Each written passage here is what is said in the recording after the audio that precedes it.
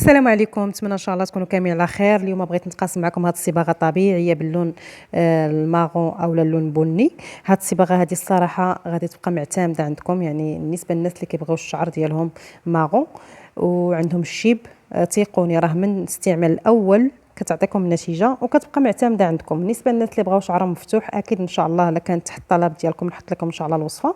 بالنسبه لهاد الصباغه هذه غنقول لكم ان شاء الله شنو كنحتاجوا فيها. كناخذوا هنا واحد الكاسرون، كنديروا واحد الطرف ديال السواك. بالنسبه للسواك راه كيطلق في الزغبه.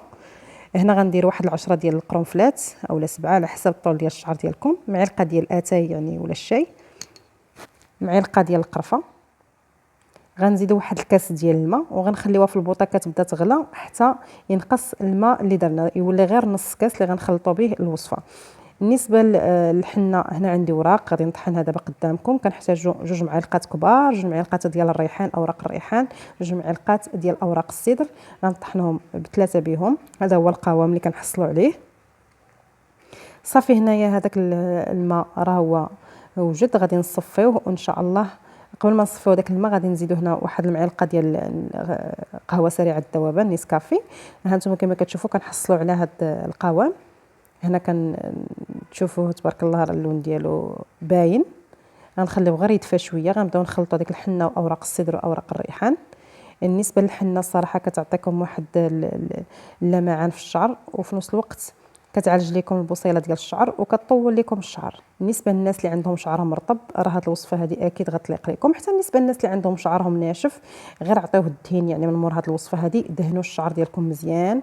وهنا غنزيدوا واحد 2 معالق ديال الزيت المائده. ما ديروش زيت البلديه، زيت البلديه ثقيله على الزغبه، وغنديروا غير 2 معالق ديال زيت المائده. وغنبداو نخلطوا المكونات وغنخليوه يبات ليله كامله، وعاد نقول لكم ان شاء الله شنو غادي نزيدوا معها. بالنسبه لهذه الوصفه هذه كل ما كتخليها في الشعر يعني اكثر من 4 سوايع كل ما كتعطيك النتيجه اكثر واكثر. ومي غادي تجربوها فعلا غترجعوا وتكتبوا لي ان شاء الله، وضروري من هذوك التعاليق الزوينين ديالكم باش الوصفه ان شاء الله يشوفوها بزاف ديال الناس ويستافدوا منها. هنا غادي نخليه حتى الغد اللي غنقول لكم شنو غادي نزيد معاه. كما وريتكم هذاك الماء ديال الصباغه رقم 40، هذا كنستعملوا في هاد الوصفات ديال الشعر، خصوصا في الصباغه اللي كتكون طبيعيه. صافي هنا الخليط راه بات ليله كامله. غادي نزيدوا معلقه ديال الخل ديال التفاح باش كيعطينا داك اللون اللي بغينا. هنا غنزيدوا واحد البيضه بلديه، اللي ما كان عندوش البيض البلدي يدير غير البيض العادي. كما كتعرفوا البيض غني بالبروتين والشعر كيكون محتاج البروتينات. صافي هنا غادي نبقاو نخلطوا. كما قلت لكم الوصفه كل ما كتخليوها في الشعر كل ما كتعطيكم النتيجه. بالنسبه للناس اللي عندهم الشيب في القدام راه غادي يبان لكم النتيجه. يا سلام، نقول لكمش هذه الصباغه هذه الصراحه رائعه. ديروها بالطريقه اللي عطيتها لكم واكيد ان شاء الله غتحصلوا على النتيجه اللي بغيتو.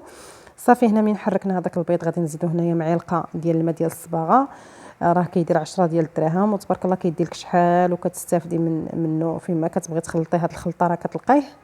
صافي هنا درت معلقه، اللي بغى اللون مفتوح يزيد 2 معالق. انا درت معلقه كافياني، انا باغا الشعر ديالي يبقى ماغو، باغا يبقى اللون اللي انايا عندي.